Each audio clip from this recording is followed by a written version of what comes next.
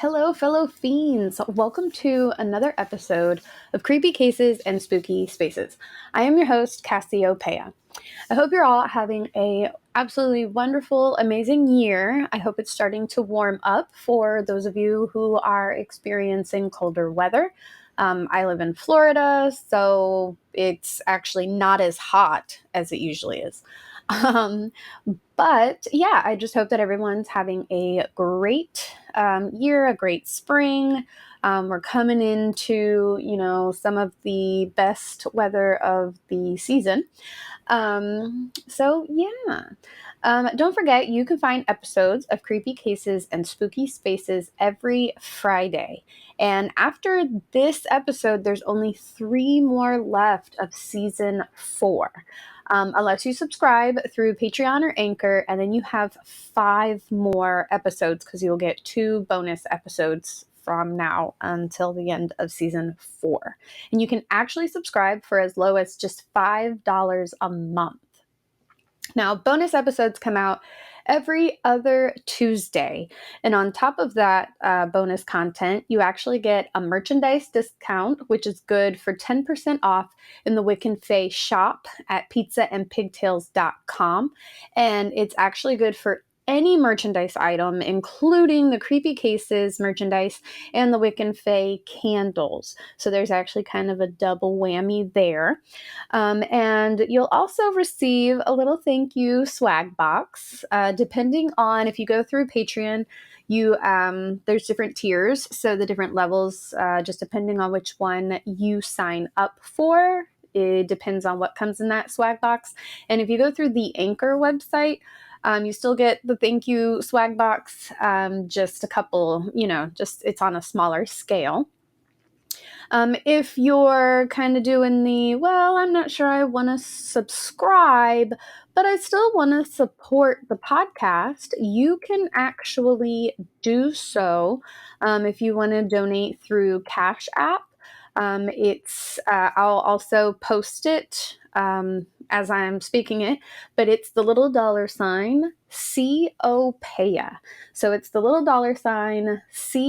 $COPEIA. And any little bit, even $1, is very appreciated because I never thought that this podcast, well, I did think this podcast would go somewhere, but the amount of support is actually overwhelming, and I actually really appreciate it.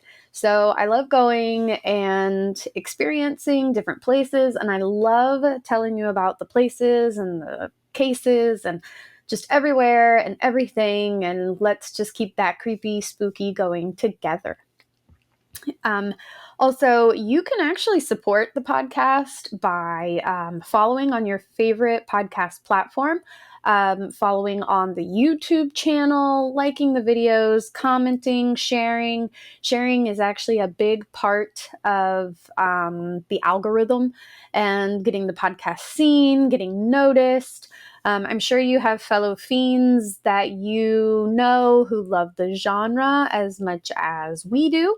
So go ahead and bring them into our circle, bring them into our tribe. And you can also sign up now for the newsletter. I'm still getting the details kind of put together on that, but you can send your information either through the Pizza and Pigtails website, just on the front page, or you can just send me your name and email through any of the social media platforms. And you can follow those for news and updates. Also, creepycases.spookyspaces. If you want to email me, it's creepycases.spookyspaces@gmail.com. So now that we've got all those formalities out of the way, on to this week's episode. And listener discretion is advised, just like every other episode. So this one is actually kind of a creepy case and a spooky space, as tragedy struck this home not once but twice. And this one is another that kind of it didn't really catch me off guard, but I was surprised by what I learned during my research. So, when you think of Frank Lloyd Wright, you naturally think of a great architect and the many, many buildings that he's designed all across the world. You don't associate him, however, with a heinous crime and a haunted house. But a scandalous affair and a grisly massacre is what this episode is all about. Now, August 15th, 1914, Spring Green, Wisconsin. A beautiful home turns into a terrible crime scene when the lives of 7 people were claimed. Now, Wright was in Chicago at this time, working on the design for Midway Gardens, when the residents and his workers of the home, Taliesin, sat down to lunch. Now, as the workers were eating in the dining room, 19-year-old draftsman Herbert Fritz and his table mates noticed something rather unusual. According to Fritz, they heard a loud swish as though water had been thrown through the screen door. And they said that it filled up almost like the dishwasher had flooded. But that's when the room suddenly burst into flames. Now, when the workers tried to escape, they found that the door had been locked from the other side, trapping them all. Now, with his clothes burning and his hair ablaze, Fritz jumped out of the window closest to where he was sitting. He rolled himself down the hillside to extinguish the flames that were covering him. And when he looked back, he saw the home in flames and the culprit swinging a hatchet at his fellow coworkers who had managed to force the dining room door open and escape through a window.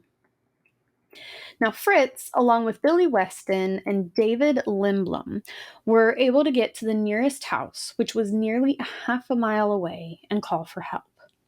As people rushed to the home, upon arriving, they found the bodies of Wright's mistress, Martha, her 2 young children, and 13-year-old Ernest Weston, the son of Billy Weston. And David Limblom actually died later from his injuries. And so this week's creepy case / spooky space is of Taliesin in Spring Green, Wisconsin.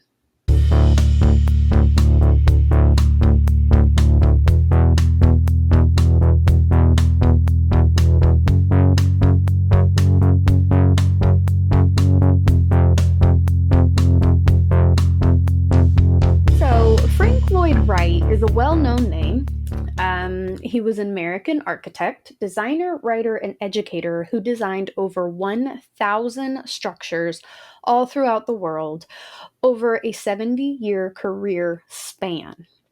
Now, among the offices, churches, schools, skyscrapers, hotels, and museums is Ennis House in Los Angeles, California, which has actually been used in multiple films and TV shows. Falling Water in Pennsylvania, which Frank Lloyd Wright actually considered his all-time best work, and the Imperial Hotel in Japan, and the Child of the Sun at Florida Southern College in Lakeland, Florida. Now, Wright played a major role in architectural movements of the 20th century, and he influenced architects all over the world, and I'm sure his work still does. And he believed in designing in harmony with humanity and the environment, and it was basically a design that he called organic architecture. And this would include a home being built around a tree or built into a hillside or on a hillside, or just random things that nature would kind of coincide with the building that he was designing. And I actually think that's kind of cool. Like, I always said that I would love to live in like a little cottage or like the Shire, so to speak. But I think it would be really awesome to have a home that was kind of just based on like a cool nature area. Now, Wright also designed interior elements such as leaded glass windows, floors, furniture, and even tableware that were all included in his structures. Now, he wrote several books and numerous articles, and he gave lectures in the United States and Europe. In 1991, Wright was recognized by the American Institute of Architects as the greatest American architect of all time. Now, while that may be, Frank had quite the private life that would raise more than a few eyebrows. So, Frank Lloyd Wright was born June 8th, 1867, in Richland Center, Wisconsin. Now, for some reason, not sure why, he maintained throughout his life that he was born in 1869. And now, I don't want to hear anyone ever talk about or make fun of women lying about their age, all right? Because obviously, men do it too.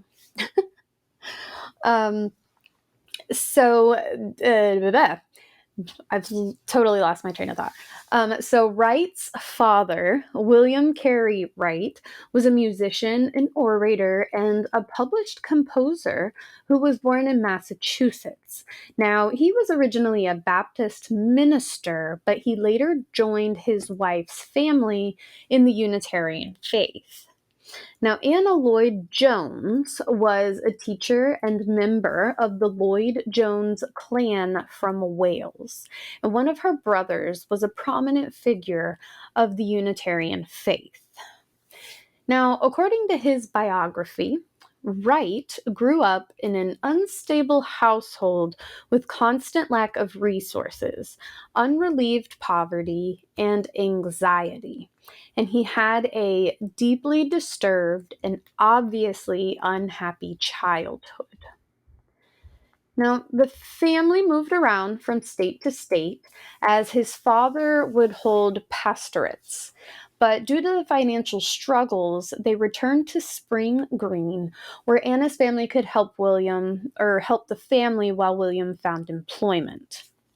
Now, in 1877, they finally settled in Madison, Wisconsin, where William offered music lessons and was a secretary for the Unitarian Society.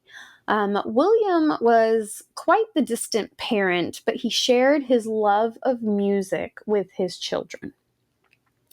Now, Anna came across Froebel gifts at an exhibit in 1876.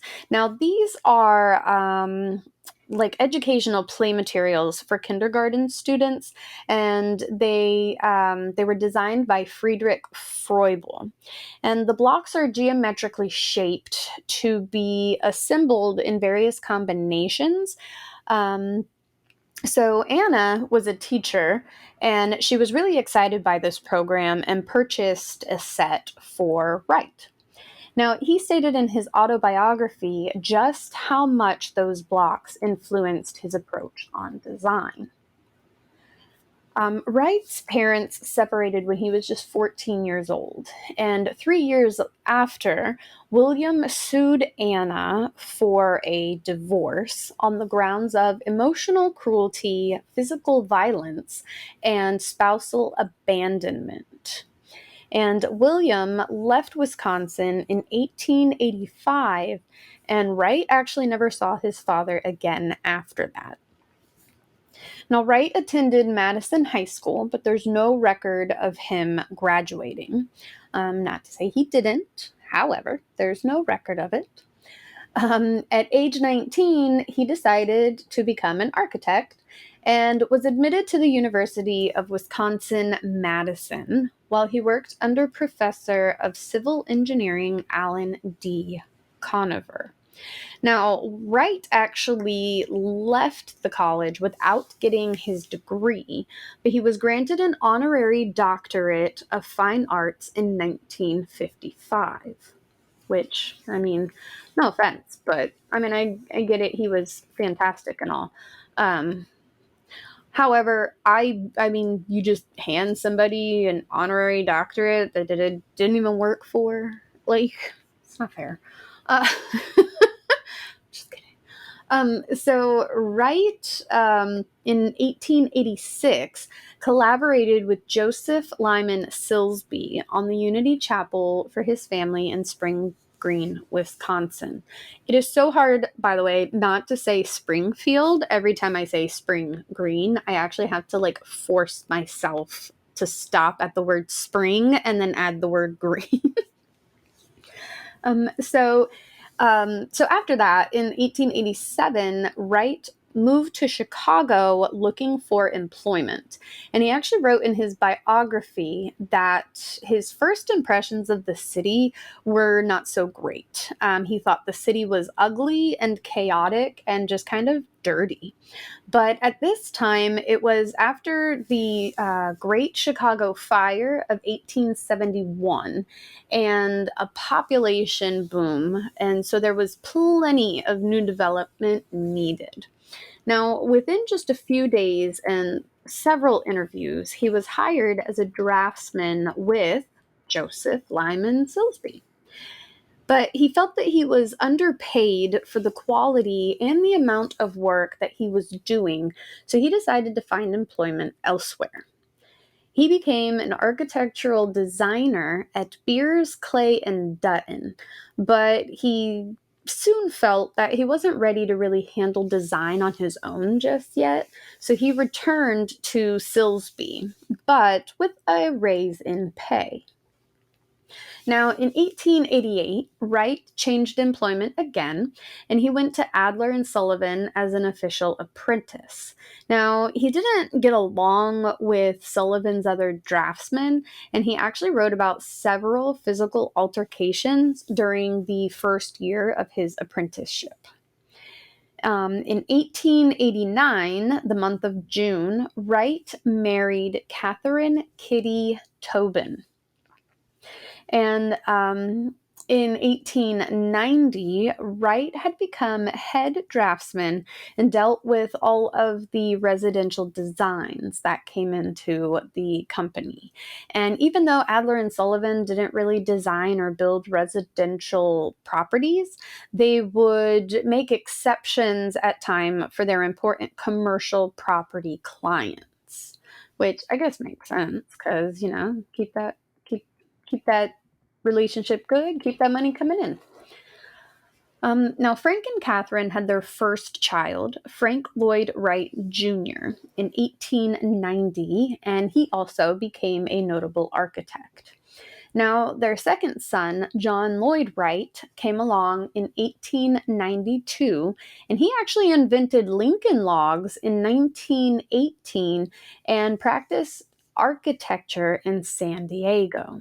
Now, I actually didn't know that Frank Lloyd Wright's son is who invented Lincoln logs. So that was also a new thing that I learned during this research.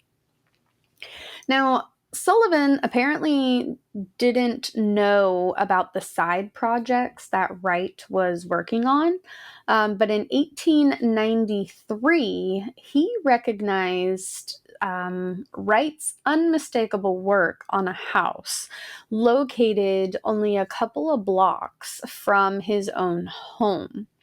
And since Wright's contract stated that he wasn't allowed to partake in outside deals, he was actually let go from the firm. Or he quit. It's actually a little unclear, and there are two versions of the story that both have been told by Wright himself. So we're not clear as to if he was fired or if he just quit and went his separate way. But either way, he and Sullivan didn't speak for another 12 years. So after Wright left Adler and Sullivan, he set up his own business in the Schiller Building in Chicago, and this was in 1893. And the next year, 1894, his daughter Catherine was born. Now, Catherine was a housewife, and she was actually the mother of Oscar Winner and Baxter, which I think that's pretty cool too. One of those other things that you don't really know. I mean, it's not, I mean, obviously, like Frank Lloyd Wright's cool and all, but he's not somebody that I've really looked into the complete family history of. So in 1895, David Samuel Wright, their fourth child, was born, and he went on to be a building products representative. Now, let's fast forward a little bit though, because Frank Lloyd Wright, obviously very accomplished, very successful, and as I said earlier, I could seriously go on and on about his life, the buildings he built, but I mean, the different ways that he made his money, but that's not what this podcast is about. And so he went on to form the Prairie School. He began to design Prairie style homes. He designed the Unity Temple in Illinois, the Banff National Park Pavilion in Canada, the Midway Gardens in Chicago, and even traveled to Japan, where he designed multiple buildings there, including the Imperial Hotel. He also designed a textile concrete block system. Also, just a side note, if you want to hear more about Banff, a spooky space in Banff, Canada, check out season 1. And there's a pretty crazy hotel, big resort there. And it's also has quite the, from Stanley Steamer. So that guy. I can't remember his name. I'm so sorry. But check it out. It's actually pretty interesting, and it's full of paranormal activity. So, in 1898, he had another child, Francis Wright, who went on to be an arts administrator. And in 1903, his sixth child with Catherine, Robert Llewellyn, was born and became an attorney. Now, in 1903, Frank and Catherine, along with their 6 children, were living in Oak Park, Illinois. Now, Catherine met a woman named Martha Mama Borthwick Cheney through I can never say this word, philanthropic women's group where they were both members, called the 19th Century Club. Now, she introduced her and Edwin, Martha's husband, to Frank, and the couple soon became really good friends. Now, Edwin was an admirer of Wright's work, so it wasn't long after they met that he commissioned him to design a new home for his family. Only, over time, it became clear to everyone in town, including Edwin and Catherine, that Frank and Martha had become maybe a little too close. Frank viewed Martha as an intellectual equal, and Martha was very educated. She had a bachelor's degree, she had a master's degree from the University of Michigan, and he also viewed her as his soulmate. Now, the affair soon became a whole thing. Just a major scandal, right? So, national media attention, and it actually went on for quite a few years. And in 1909, the couple actually decided to leave their spouses and start a new life together. Now, trying to avoid even more press attention, they traveled to Europe separately, each going to different destinations, and then they would meet discreetly in Florence, Italy. Except the couple stayed in Italy for almost a year, and Wright took this time to kind of study the local architecture, and he was building a new studio back home, so he worked on sketches for that as well. During this time, Edwin had granted Martha a divorce, taking custody of their two children. But Catherine actually refused to divorce Frank because she fully believed that he would eventually come to his senses and return to her and their 6 children. But the exact opposite happened, and Wright basically abandoned them. Now, when the couple returned to the United States, they were ostracized from Chicago society. Like, people did not want anything to do with them. So they moved back to Wisconsin to build a home for themselves and to start their lives completely anew and to kind of live out of the public eye. They named the home they built Taliesin, but it was quickly renamed the Love Cottage by the locals, who were not welcoming of their new neighbors at all. They felt the scandal was bound to have a demoralizing effect on the school children of the community. And they were pretty vocal about it as well. Like, they spoke their minds to Frank and Martha.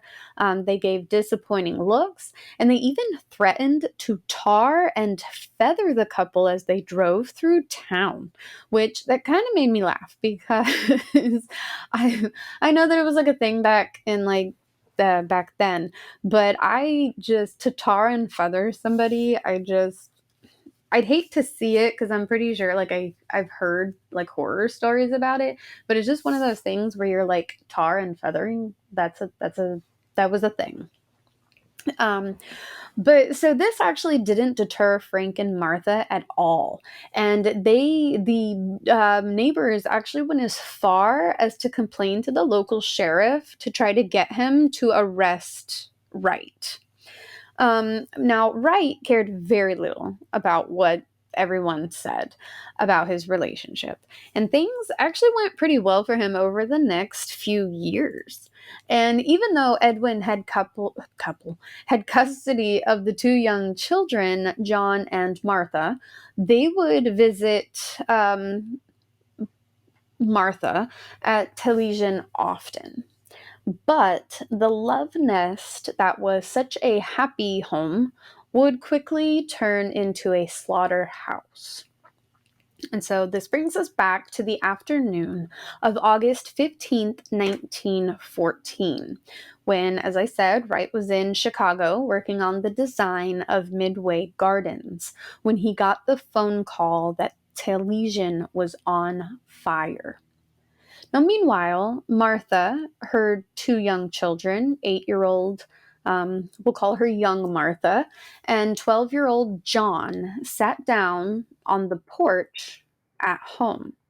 Now, inside the main dining room, Wright's draftsmen and laborers had gathered around the table to be served lunch by 30-year-old Barbados native Julian Carleton, a handyman and servant who had spent his summer doing housework around Taliesin. And his wife actually lived and worked there as well, and she did most of the cooking. Now, Carleton knew Martha and the children would be taking lunch on the opposite end of the house from the staff, and so this actually made them easy targets for him. Now, right before lunch, Carleton told his wife to leave the home. Then he grabbed a hatchet, pardon me, and attacked Martha and her children first. And he landed several blows to the head and necks of both Martha and John, where they sat at the table. Now, young Martha was able to run, but Carleton quickly caught up with her in the courtyard and buried the hatchet into her body as well. He then doused the bodies in gasoline and put a match to them. Now, Carleton then made his way to the other end of the house, served the workers soup, and while they were distracted, he locked the door, poured gasoline underneath, and set the house on fire. Now, Herbert Fritz jumped out of the window, rolling down the hill to extinguish himself, and when he looked back, he saw Taliesin in flames while Carlton swung the hatchet at his co-workers who were escaping out of a window into the courtyard after forcing the dining room door open. Now, although badly burned and wounded, 35-year-old Billy Weston, a carpenter who helped build the home, and landscaper David Limblom managed to escape with Fritz, and the three men hurried to the nearest house a half a mile away to call for help. Now, those who rushed to the home found the bodies of Martha, her two children, John and young Martha, two workers, Emil Braudel and Thomas Bruckner, along with 13-year-old Ernest Weston, who was the son of Billy Weston. And they all died from severe burns and cuts to the head and neck. Now, David Limblom would also die later from his injuries. Now, preacher Jenkin Lloyd Jones and the local sheriff assembled a posse to track Carlton down. And just a few hours after the attack, he was found in the basement furnace of the house, waiting out the blaze in a fireproof furnace chamber. Now, he had brought a vial of hydrochloric acid so he could use it to commit suicide if the heat from the fire became unbearable inside the chamber. And he had already ingested it by the time they found him. So he had badly burned his esophagus, but he was still alive. So he was taken into custody at the Dodgeville jail, where he received medical treatment. Now, despite this, he died 7 weeks later, and he never gave any reasons as to why he did what he did on that fateful day. But he also wasn't able to stand trial. He had refused to eat since his arrest, and toward the end, he was 100% unconscious. Now, Wright and Edwin Cheney took a train to Taliesin that night, arriving to find what Wright later described as a devastating scene of horror. Now, Cheney basically gathered the bodies of his children and left. And Wright refused to let the undertaker touch the body of the woman he loved. He had his own carpenters fashion a simple wooden box for her, and there was no funeral. The coffin was placed on a farm wagon covered in flowers and drawn by horses. The coffin was then drawn to the cemetery behind his mother's family chapel, where Wright's son and two cousins helped him lower it. Now, Wright filled Martha's grave in on his own, and he actually left it unmarked because he couldn't bear to be reminded of her loss. I find it to be a little weird, just because, I mean, you still want to mark that she's there. You don't have to go to it. So now back to the why Julian Carlton performed such a gruesome attack. And this is just from what his wife Gertrude had said. She said that he had become increasingly paranoid in the weeks leading up to the attack. And he even slept with a hatchet in a bag next to the bed. And you would or she, not me or you, but she would often find him staring out the window while holding a butcher knife. Now, she told how Julian was being harassed and abused by some of the other workers. And there had been many arguments, and one had been just a few days before the attack when Julian was called a black son of a bitch, among other racial slurs that I will not say. Now, there was another altercation where Carlton explained that he was abused for over an hour by one of the other workers on the land. And this caused him to tell the other worker that he would get him. And he basically just waited for his chance. Now, the final straw led Wright to putting an ad for a new chef, and Martha told the Carltons that they were no longer needed, and they were actually supposed to be taking a train back to Chicago the night of the attack. Now, Wright, in his grief, rebuilt Taliesin, but it caught fire again due to faulty wiring. And this caused him to rebuild yet again, and the building there still stands today. In the hours after Carleton's attack, rescue workers took the dead and the dying to a cottage in the field called Tanny Dare, where Wright's sister lived. Now, there are numerous accounts to strange happenings that still happen today, and lights will turn on and off. Windows open and close on their own. Doors slam when no one's around. Phantom smells of smoke and gasoline are experienced, followed by the voices of children. Now, Martha's spirit has actually been seen around the area, dressed in a white flowing gown. And while she is a peaceful presence, she also looks distraught and seems lost, or as if she's looking for something. Now, a lot of people say that not a lot of people, but people who work there say that they'll close the house up for the night, only to come back and find everything wide open the next day. Now, upon my research, I actually found that this isn't the only building that Frank Lloyd Wright designed that is haunted or has had a major tragedy following. So, could it be that Frank himself is cursed? But you can hear more about that in the second episode of this series, where I'll tell you more about the haunted homes of Frank Lloyd Wright. So join in on the conversation. Like the video, comment, share, tag folks that you think would find it interesting. Get them in on the conversation. Tell me if you've ever been to Taliesin. Tell me if you've been to any of the buildings that Frank Lloyd Wright designed, if you've experienced any paranormal activity. And as always, see you next crime. Creepy Cases and Spooky Spaces with Cassiopeia is a Pizza and Pigtails production. All episodes are researched, written, and edited by yours truly. You can find new episodes every Friday, with bonus episodes coming out every other Tuesday. You can find the podcast on your favorite listening platform, or now you can find it on YouTube as well. Don't forget to follow along on social media, creepycases.spookyspaces, for all future news, updates, and maybe some content that you won't find on the podcast.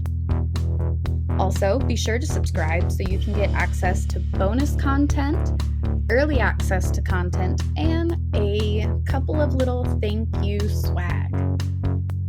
If you'd like to contact me about appearing on a future episode, maybe you would like to suggest your own creepy case or spooky space, or maybe you'd also like to reach out about ad space, you can reach me directly at creepycases.spookyspaces@gmail.com, or feel free to reach out through those social media platforms as well. And as always, see you next crime.